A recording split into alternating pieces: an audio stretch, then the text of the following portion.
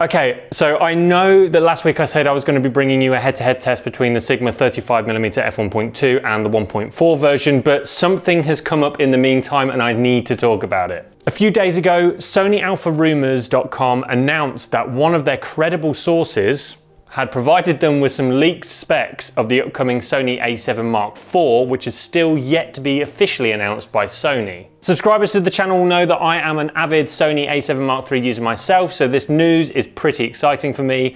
I just wanted to make a video to discuss these specs that have been leaked so that we can hopefully get a bit of a clearer picture as to what to expect from this new camera, what it's going to offer, and hopefully when it's going to be released.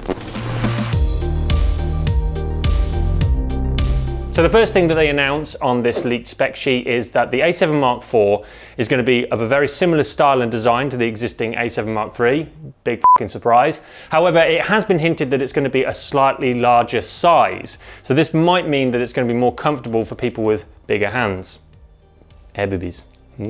Diving inside the camera for a moment, the new A7 Mark IV is suggested to feature a brand new sensor, and this effectively puts to bed any of those theories about Sony having plans to just simply recycle the existing 24 megapixel chip found in the current A7 Mark III. This newly developed sensor will apparently have a faster readout and will also offer a slightly increased megapixel count of between 30 and 32 megapixels. Now, I personally don't have a big problem with shooting at 24 megapixels on my current cameras, and it wouldn't really upset me if they did decide to stick with the current 24 megapixel sensor, but this slightly increased resolution is certainly a welcome bonus. This camera will also offer 5-axis in-body stabilisation, just like the A7 Mark III, but it will also feature steady shot active mode, which provides a much more powerful stabilising effect, and it's useful when recording video whilst walking or in motion. In terms of video, the sources claim that the camera will definitely be able to record 4K footage at 60 frames per second without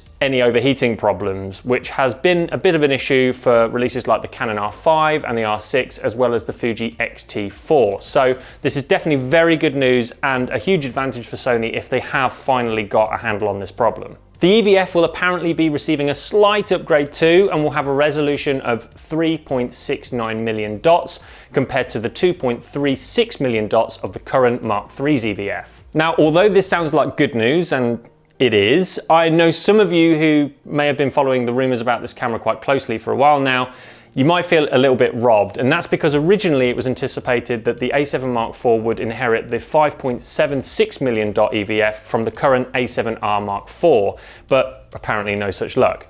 Though honestly, I've been using my A7 Mark IIIs for almost 2 years now, and I've not once had any reason to complain about the quality of the current EVF, so me personally, I'm not that bothered if the EVF isn't quite as high resolution as the A7R Mark IV, but I'll leave that for you to decide. Changes to the rear LCD screen are supposed to be less than thrilling, with sources inside Sony suggesting that it will be, and I quote, on the cheap side. I guess that Sony have opted for a cheaper LCD in an attempt to keep the overall cost of the camera down or something like that. But I mean, personally, having a fancy high resolution screen on the back is nice, but if it means that having a slightly cheaper LCD means that I don't have to sell my wife and children in order to buy it, then so be it. All of that said, I did end up doing a little bit more digging on this topic, and I found that PhotoRumors.com are suggesting that the screen will have a resolution of 1.44 million dots, which, if true, is still an upgrade on the existing 921K dot screen found on the existing A7 Mark III, so we can't really grumble that much. Now, I couldn't find any mention as to whether the screen will have the improved side opening vari-angle design that we saw on the A7S Mark III and also on the A7C, though personally I'm still very hopeful that this will be included in the final design. I mean, seeing as the latest 2 additions to the A7 lineup both feature this screen, I think it's pretty likely that the A7 IV will have it too. I mean, in the meantime, I'm just keeping my fingers crossed that Sony don't fuck me over on this one, because that is definitely a feature I feel like my A7 III is lacking. It would make making videos like this so much easier if I could just see myself by flipping the screen out rather than having to plug in monitors and stuff like that. I mean, at the moment I'm going blind with this. I could have a fucking bogey hanging out my nose, or for all I know. Anyway, on the plus side, they do continue to say that the image quality and AF of this camera will actually be top notch, which for me is much more important than the final resolution of the screen on the back of the camera that you only look at occasionally. On the side of the camera, there will be dual memory card slots for SD and CF Express Type A memory cards. And although it doesn't say specifically anywhere on the leaked documents, I am assuming that this will be the same multi-purpose design that's featured on the A7S Mark III, where the two card slots will be able to support both UHS 1 and 2 SD cards, as well as that newer CF Express card slot. And if it is, that is certainly a welcome addition. Put your hand up in the air if you currently hate Sony's menu settings. Yeah, it's everyone. That's what I thought, it's everyone. Well, it's good news for you lot, because apparently this new camera is going to be adopting the newly refreshed settings menu system that we saw announced with the A7S Mark III earlier in the year. Supposedly, this color-coded menu will be navigated using the touchscreen, which is really nice, and it's also meant to just be a lot more user-friendly in general compared to the existing settings menu, which is a complete disaster in all honesty. It's just a seemingly never-ending list of white text on black background over and over and over again. All looks the same. Can't escape it. Help.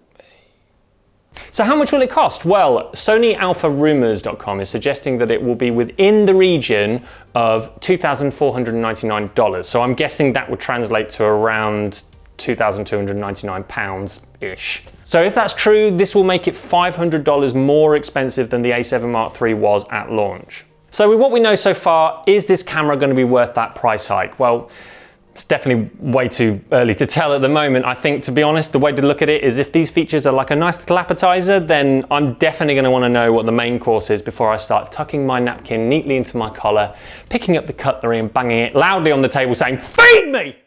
Feed me f***ing cameras!" That said, I am still quietly optimistic. I think Sony did a very good job with the A7S Mark III. So I'm confident that the A7 Mark IV is going to be the successor that we are all hoping for. Finally, before we go, we need to talk about the release date. So according to the sources, we are looking at Q2 of 2021 as the absolute earliest for a release date, with Q3 being a much, much safer bet. So we've still got a bit of a fair wait on our hands, but hopefully in the meantime, we'll get some more information on this bad boy to keep us all excited. Sorry once again to anyone who was looking forward to the Sigma 35mm head-to-head test. I know a number of you mentioned last week that you were really looking forward to it, but hopefully this video was still of interest to you. Next week, I pinky swear that I will 100% be releasing that review, so be sure to check in for that next week. In the meantime, if you like this video, as always, please give it a thumbs up and consider subscribing to the channel. Every interaction really helps, and I will see you all in the next one.